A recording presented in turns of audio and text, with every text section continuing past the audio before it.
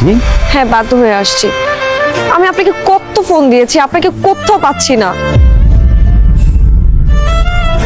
ঝামেলা ছিল মানে ভালো আছেন আপনি? আমি ভালো নাই। আমার সামনের উইকে আমার বিয়ে ঠিক হয়ে গেছে। আপনি প্লিজ আমার এই বিয়েটা ভেঙে দেন, প্লিজ প্লিজ, যেভাবে হোক আমার এই বিয়েটা ভেঙে দেন।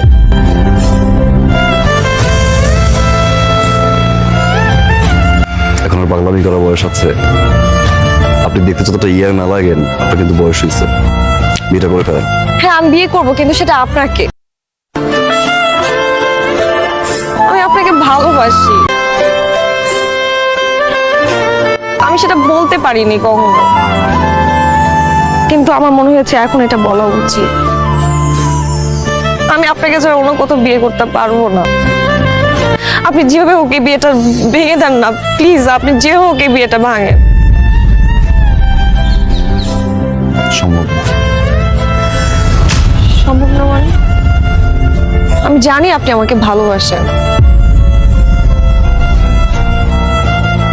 ভালোবাসা হচ্ছে এক ধরনের ফ্যান্টাসি,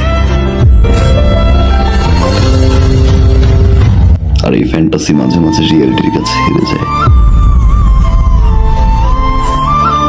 আমার রিয়েলিটি হচ্ছে আমার মা,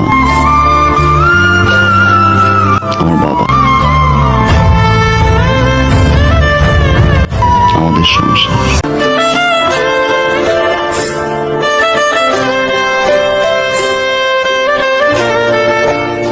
ধরে নিন আমার ফ্যান্টাসিও আমার রিয়েলিটির কাছে হেরে গেল।